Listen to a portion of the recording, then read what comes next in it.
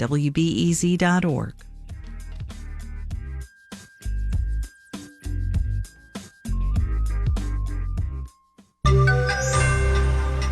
What now for student loan borrowers? Marketplace Morning Report is supported by Charles Schwab. The people at Schwab are passionate about helping investors. Learn more at schwab.com/whyschwab. From Marketplace, I'm Nova Safo, in for David Brancaccio. Repayments begin again in October for 43 million Americans who would have had their student loans partially or fully forgiven, but for the Supreme Court decision on Friday striking down the Biden administration's debt cancellation program. Now the Education Department is looking at new ways to help borrowers. Marketplace's Henry Epp has more. When student loan borrowers are forced to make their first payments in over 3 years this fall, they'll still have some extra leeway for 12 more months under what the Biden administration is calling an on-ramp. If certain borrowers miss payments during that period, they won't be considered delinquent or put in default, and they won't be reported to credit agencies or debt collectors. The administration is also creating a new repayment plan that would slash the amount borrowers would have to pay each month from 10% down to 5% of their discretionary income. And the Education Department has started a rulemaking process aimed at finding other ways to forgive some student debt. I'm Henry Epp for Marketplace. Let's do the numbers. Well, markets in the U.S. close early today. Right now, Wall Street is set to open mixed. Dow futures are down 0.1%. Marketplace Morning Report is supported by UiPath. More than 10,000 organizations use the UiPath AI-powered business automation platform to automate business processes. It's a smarter way to innovate. More at uipath.com/marketplace. UiPath, the foundation of innovation. And by Angie, dedicated to helping homeowners find skilled pros to get home projects done well.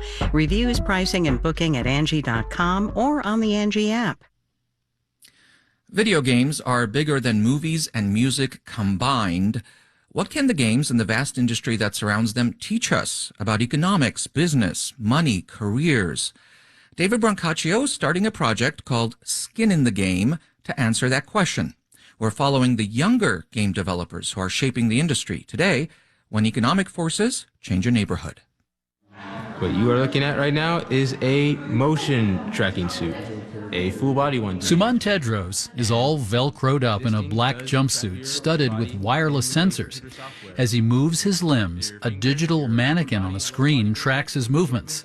Suman, a high schooler, is learning how to use a motion capture suit to create a virtual character in a video game. It is pretty fun.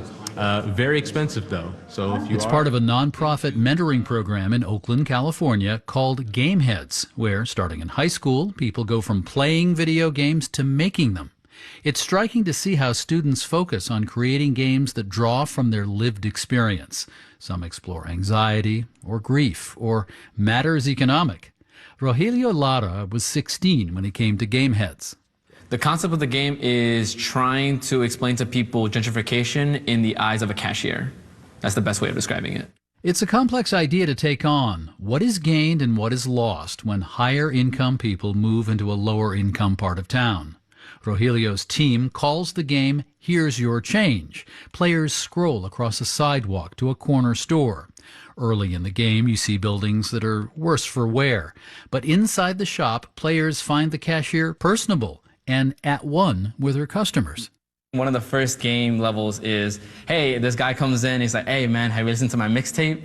And it's like, we were having a little bit of fun here and there. But the idea premise is when individuals enter into this neighborhood, you get to know these individuals from a personal interconnected level, right? You get to understand the cultural aspect of it, the dialect, right, the slang. But as you continue to play the game, the next level then becomes more of a gentrified neighborhood. The student team created a series of dialogues between the customer, meaning you, the player, and the cashier. Enough back and forth bits of conversation, and the game takes you up a level, where the street view is getting spruced up.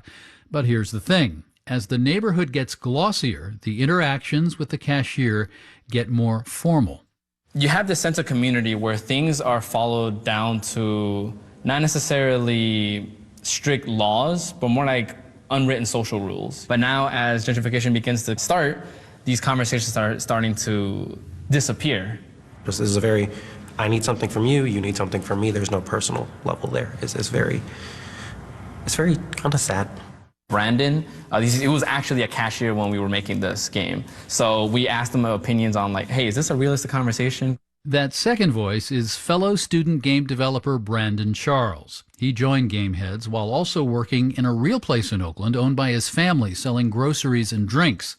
As the neighborhood attracted people with more money, he saw brands of bottled water at his store go upscale.